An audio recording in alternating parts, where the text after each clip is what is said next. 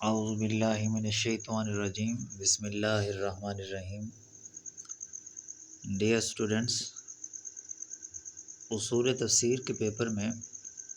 ایک ٹاپک کتب اصول تفسیر کے تعارف کے بارے میں بھی ہے،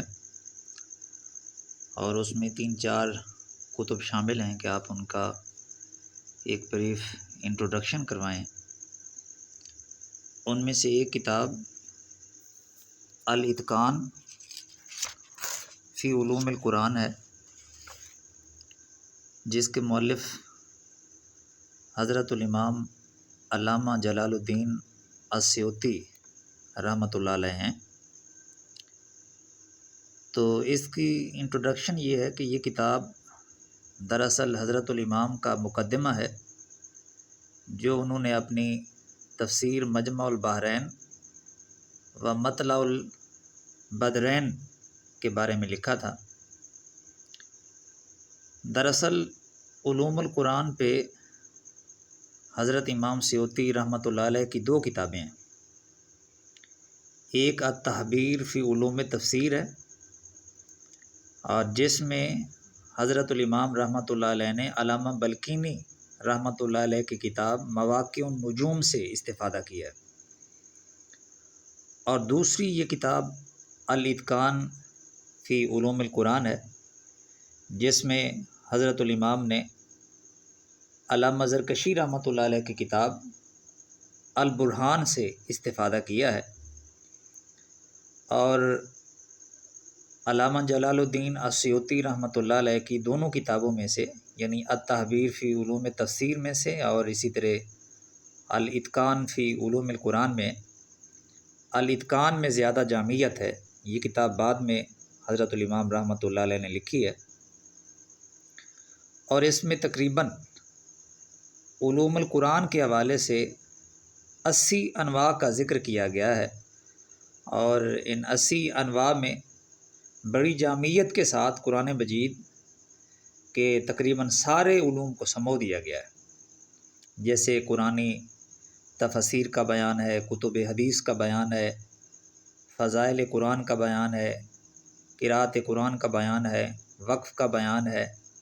ابتداء کا بیان ہے، مفردات اور غریب القرآن کا بیان ہے، اعراب القرآن کا بیان ہے، مشکل القرآن کا بیان ہے، احکام القرآن کا بیان ہے، ناسخ اور منسوخ کا بیان ہے، اعجاز قرآن کا بیان ہے، بدائع، مجاز، کنایات، فواصل، متشابہ۔ تو یہ ساری جو انواع ہیں، حضرت الامام نے بڑی جامعیت اور بڑے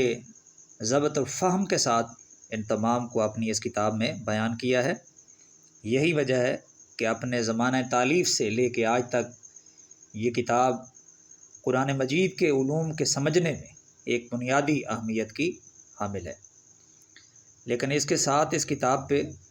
کچھ ذی محتشم علماء کرام نے تنقید بھی کی ہے، جیسا کہ مشہور محدث اور فقیہ حضرت امام زاہد الکوثری رحمۃ اللہ علیہ نے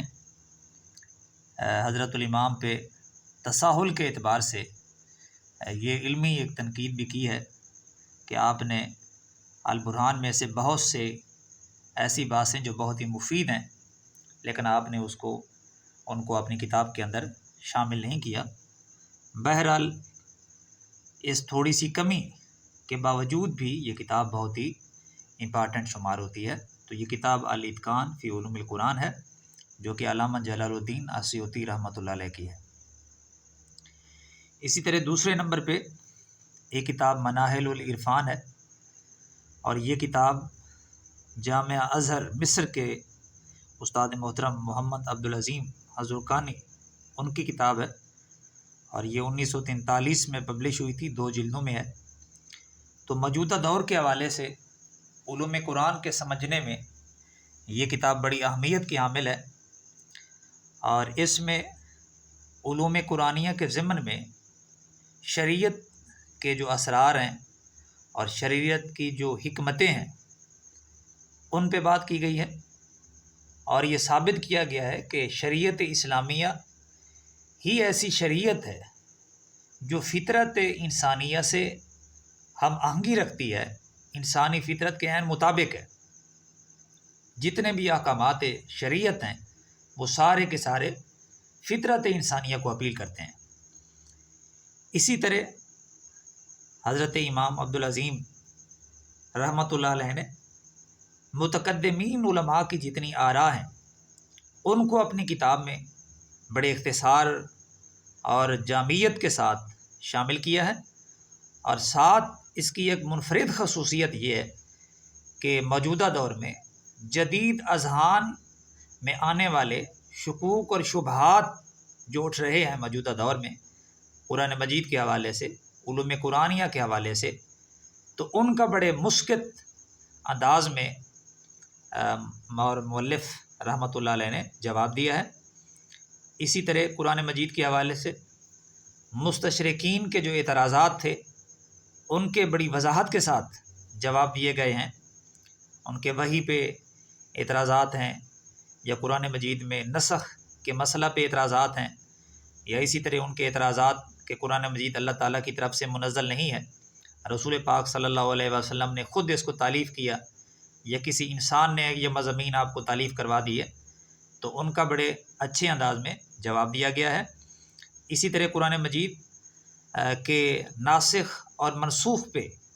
اس کتاب میں بڑی تفصیل کے ساتھ جو بات کی گئی ہے کہ کیا قرآن مجید میں نسخ کا امکان ہے یا نہیں ہے، یا اس میں کیا اسرار اور رموز ہیں،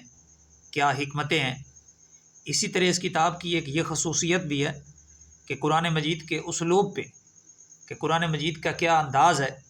اس پہ بہت ہی تفصیل کے ساتھ مؤلف مرحوم نے اس پہ بات کی ہے۔ تو یہ دوسری کتاب ہے جو علوم قرآن کے حوالے سے شامل نصاب ہے۔ اس کے ساتھ ایک تیسری کتاب جو بہت اہم ہے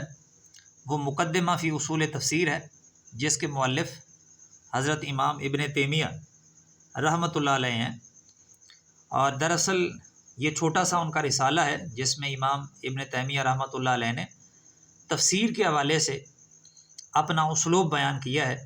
اور یہ بتایا ہے کہ تفسیر کیسے کی جانی چاہیے۔ تو دراصل یہ رسالہ 5 ابواب پر مشتمل ہے، 5 فصول پر مشتمل ہے۔ پہلی جو فصل ہے، یہ پہلا جو چیپٹر ہے اس کتاب کا، اس میں انہوں نے اس بات پہ بحث کی ہے کہ رسول کریم صلی اللہ علیہ وسلم نے جس طرح الفاظ قرآن کو بیان کیا ہے، اسی طرح آپ نے صحابہ کرام رضوان اللہ علیہم اجمعین کو قرآن مجید کے معنی سے بھی آگاہ کیا کہ ان الفاظ کا کیا مطلب ہے، ان کا کیا مفہوم ہے۔ اسی طرح اس کتاب کے دوسرے چیپٹر میں جو کہ اس کی فصل ثانی ہے، اس میں سلف صالحین رحمۃ اللہ علیہم کے تفسیری اختلاف کو بیان کیا گیا ہے، اور یہ کہ یہ بہت ہی قلیل اختلاف ہے۔ اور اسی طرح اس چیپٹر میں اسباب نزول کی جو اہمیت ہے، یعنی قرآن مجید کے مفہوم کو سمجھنے میں اسباب نزول کیا اہمیت رکھتے ہیں، ان کو بھی بیان کیا گیا۔ اسی طرح اس کتاب کی فصل ثالث میں علوم حدیث اور پھر ان کا تفسیر میں اثر کیا ہے، ان کا تفسیر یعنی قرآن مجید کی وضاحت میں کیا اثر ہے، اور اسی طرح حضرت الامام رحمۃ اللہ علیہ نے اسرائیلیات کے بارے میں اور مختلف تفسیری مکاتب جو ہیں ان کے بارے میں بات کی ہے۔ اس کتاب کی جو فصل رابع ہے تو اس میں مفسرین رحمۃ اللہ علیہ کے درمیان رائے اور استدلال کی بنیاد پہ جو تفسیری اختلاف ہے اس کی بات کی گئی ہے۔ نیز اہل سنت والجماعت کے علاوہ جو دوسرے مکاتب فکر ہیں، معتزلہ ہیں، رافضہ ہیں، فلاسفہ ہیں، کرامتہ ہیں، تو ان کی تفسیر پہ بھی بات کی گئی ہے۔ اسی طرح اس چیپٹر میں حضرت الامام نے یہ بھی بیان کیا ہے کہ اگر ہم صحیح تفسیر کرنا چاہتے ہیں قرآن مجید کی تو وہ کیسے کی جانی چاہیے، تو اس کے لیے انہوں نے یہ کہا کہ صحیح تفسیر وہ ہے جو تفسیر القرآن بالقرآن، تفسیر القرآن بالسنہ اور اقوال صحابہ رضوان اللہ علیہم اجمعین کی روشنی میں۔ اسی طرح اس کتاب کے جو فصل خامس ہے یعنی 5واں چیپٹر ہے، تو اس میں مختلف صحابہ کرام رضوان اللہ علیہم اجمعین کا جو تفسیری لٹریچر ہے جو انہوں نے تفسیر کی ہے اس پہ بات کی گئی ہے۔ خصوصاً حضرت عبداللہ بن مسعود رضی اللہ تعالیٰ عنہ، حضرت عبداللہ بن عباس رضی اللہ تعالیٰ عنہ، ان کی کیا تفسیری خدمات ہیں ان پہ بات کی گئی ہے۔ اسی طرح اسرائیلیات، ان کے قبول اور رد کے بارے میں بات کی گئی ہے کہ تفسیر میں جو اسرائیلیات ہیں ان کو قبول کرنا چاہیے یا نہیں کرنا چاہیے۔ اسی طرح تفسیر بالرائے کی حیثیت کے بارے میں انہوں نے بات کی ہے، اور اس حوالے سے جو سلف صالحین کے مختلف اقوال مروی ہیں تو ان پہ بات کی گئی ہے۔ تو لہٰذا تفسیر کو سمجھنے کے لیے یا علوم قرآن میں اصول تفسیر کے حوالے سے یہ جو ایک مختصر مقدمہ ہے تو یہ بھی بہت اہمیت کا حامل ہے۔ اسی طرح اس حوالے سے چوتھی کتاب جو ہے وہ التحبیر جو ہے سر سید احمد خان رحمۃ اللہ علیہ ان کی کتاب ہے، اور ان کا مختصر سا ایک رسالہ ہے تفسیر کے حوالے سے۔ تو دراصل سر سید احمد خان رحمۃ اللہ علیہ کی جو تفسیر ہے اس کو نیچریت کی طرف بھی منسوب کیا جاتا ہے، اور اس کی وجہ یہ ہے کہ قرآن مجید میں آنے والے معجزات کا انہوں نے اس حوالے سے انکار کیا ہے کہ جب علت اور معلول کے تعلق کے علاوہ ایک چیز وجود میں آ رہی ہے تو وہاں پہ وہ تعویل کرتے ہیں،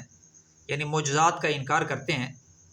جس بات کا سلف صالحین نے بھی انکار کیا کہ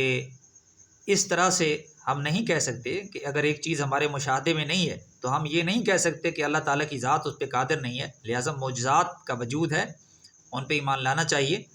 مختلف انبیاء علیہ الصلاۃ والسلام کے جو معجزات ہیں وہ قرآن مجید میں بیان کیے گئے ہیں، لیکن سر سید احمد خان نے اس حوالے سے تعویلات کی ہیں،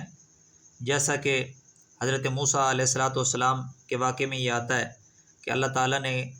انہیں یہ حکم دیا تھا کہ آپ اپنے عصا کو پتھر پہ ماریں، تو وہاں سے پھر 12 چشمے پھوٹ پڑے۔ تو وہ یہ کہتے ہیں کہ دراصل مطلب یہ تھا کہ آپ پہاڑ پہ چلیں، وَاضْرِب بِعَصَاكَ الْحَجَرَ کا یہ مطلب نہیں ہے کہ آپ اپنے عصا کو پتھر پہ ماریں گے تو اسے چشمے پھوٹ پڑیں گے، بلکہ یہ مطلب ہے کہ آپ یہاں سے چلیں تو پہاڑ کی دوسری طرف آپ کو چشمے مل جائیں گے۔ تو اس طرح کی انہوں نے تعویلات کی ہیں، جس بات کو مفسرین کرام ناپسند کرتے ہیں اور اس بات کا اعتبار نہیں کیا گیا۔ بہرحال انہوں نے ایک مختصر سا رسالہ لکھا ہے، اور مختصر سے رسالے میں انہوں نے اس چیز کو بیان کیا ہے کہ وہ کون سے اصول ہیں، کس اصل کی بنیاد پہ وہ قرآن مجید کے بارے میں یہ تفسیر لکھ رہے ہیں۔ تو اصل اول میں انہوں نے یہ بیان کیا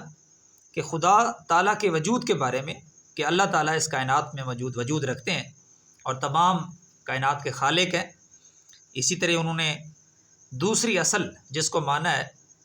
وہ یہ کہ اللہ تعالیٰ نے ہی انسانوں کی ہدایت کے لیے انبیاء علیہ الصلاۃ والسلام کو مبعوث فرمایا،